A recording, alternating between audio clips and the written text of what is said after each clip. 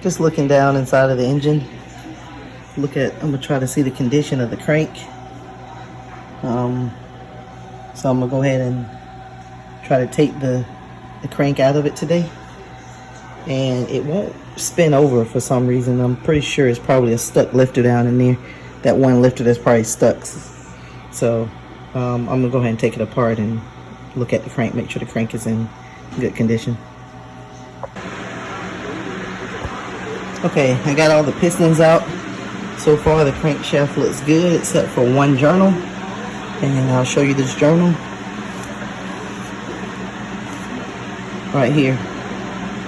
I can feel that when I rub my nail across it.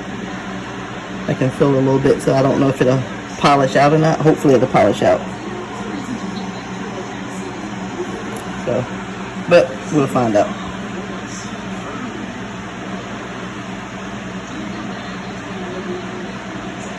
Other than that, everything seems to be good. So the actual bores look good. No scratches in the bores.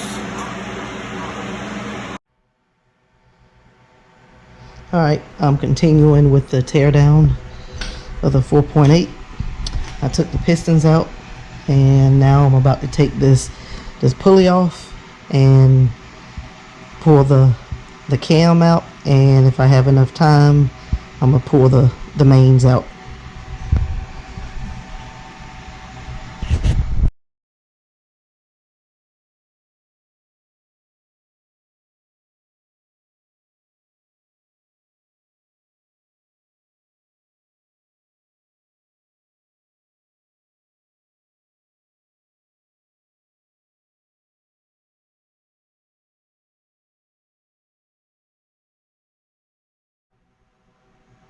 Okay, got the balancer off, and I'm gonna go ahead and take the timing cover off and probably go ahead and pull out the cam and look at how the cam looks. But I'm probably gonna go ahead and stop this right here and pull out the cam and stuff tomorrow.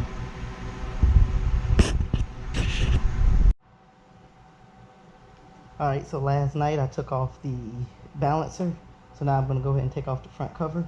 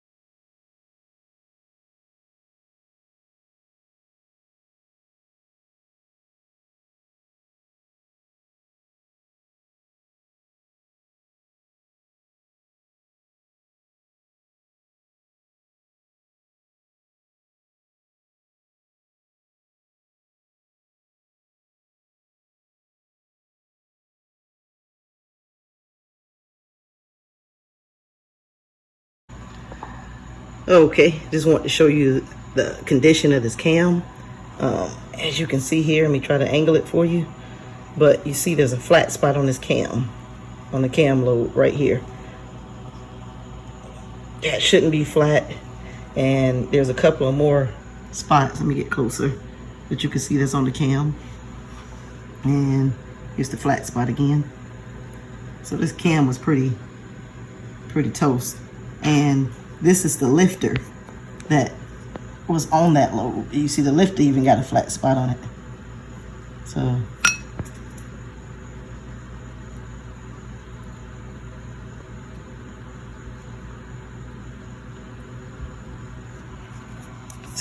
it's safe to say we know why they pulled this engine out.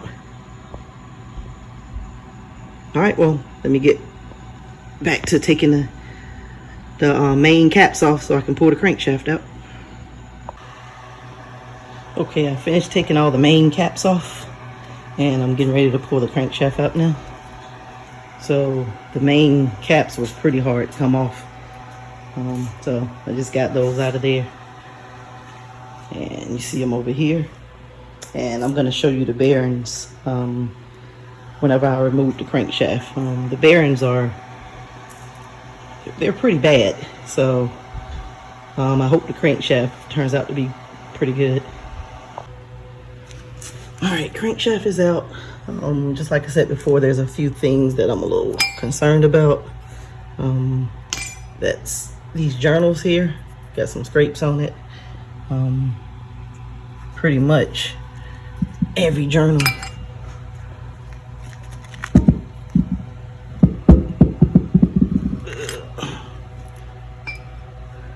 pretty much every journal got some on it, except for the front and the rear. Front and the rear seems to be pretty good.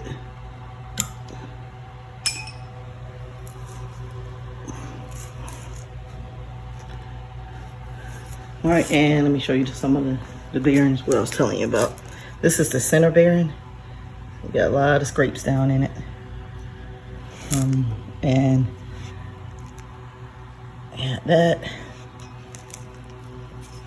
And that. The good thing, I guess, is it didn't really spin a bearing because the back sides are still good. And I guess it would have been tore up a lot worse than that if it would have spent the bearing. So, all right, well, as you can see, I got the crankshaft up. Everything's off of it, so next step is to go ahead and take this block to the machine shop and get it washed and get new cam bearings put in it. And I'm gonna get them to set my crank also. I'm gonna do everything else, but I'm gonna get them to set my crank and wash the block and put cam bearings in it. Alrighty. All right, got the block sitting on the stand normal now. And what I'm gonna do is I'm gonna load it up on back of my truck and I'm gonna wrap it up real good so that the water don't get to it. And I'm gonna get the block and the crankshaft and back those up pretty good, and the main caps. And I'm gonna take it to the machine shop to go ahead and get the work done to it. And I'm just gonna go ahead and clean up all my stuff that I have around here. So there's no need to have all this stuff out anymore. There is one thing that I wanted to do. Notice this one still has the ring in it. I put the ring in it because I want to measure the gap to see what the stock piston ring gap is. So just got to open my filler gauges up real fast and I'll come back and measure the gap and let you guys know what the stock gaps are on 4.8 engines. Okay, so I got my 32 thousandths filler gauge and I stick it in between the gap here.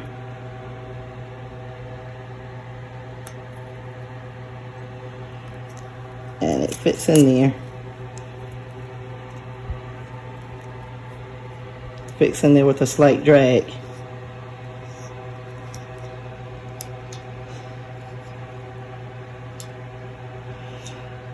Ring gap on 4.8 engines is around 32 thousandths, and I'm not sure if you can find that online anywhere, I couldn't, but I just wanted to measure it just to check it out while I had the engine apart. So about 32 thousandths on stock ring gap for 4.8 liter engine.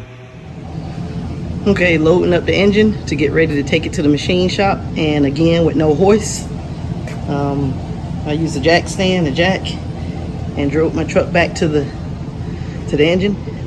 It's a little bit, it's not as big as it was before because the oil pan is off, so I didn't have to take my wheels off. But I got it on there now, and I'm gonna finish loading everything else up. And once I get it all loaded, I'll come back. Okay, I got everything on the truck, got everything bagged just in case it rains. Crankshaft over there. These are my main caps, and of course the block. Only thing I have to do now is take my engine stand thing off, and I'll take that off and everything will be ready to go. I also got my head on here because one of my exhaust bolts broke out right here, and I actually tried to get it out, and my actual easy out broke off in it as well. So I'm going to take that to them and see if they can get that out for me while they have the block and everything else there. All right, so I'm gonna drop this engine off at the machine shop, so it should be gone for a while, probably about 2 months or so. Just getting the cam bearings put in and getting the crank set in with everything torqued down on that. And then once I get that back, I'm gonna start putting all my other stuff on. I'm starting to get a lot of the parts in already. Don't have everything, but hope to have everything by the time this comes back from the machine shop. So everything's bagged up and ready. Like I said again, I'm probably going to take it to the machine shop tomorrow or one day this week, and I'll give you guys an update of the status of it once it comes. Again, thank you for watching. If you haven't, click subscribe, click that notification bell so you'll see when I upload videos related to this series, or any videos that I have that I upload, but especially the ones related to this series right here. So you really want to follow this series to see what this engine turns into. And I'm waiting to reveal how this engine is going to perform and everything, and then possibly I'll have a body for it and we'll know what we're going to do with it then. Thanks for watching. Click subscribe, and I'll see you in the next video.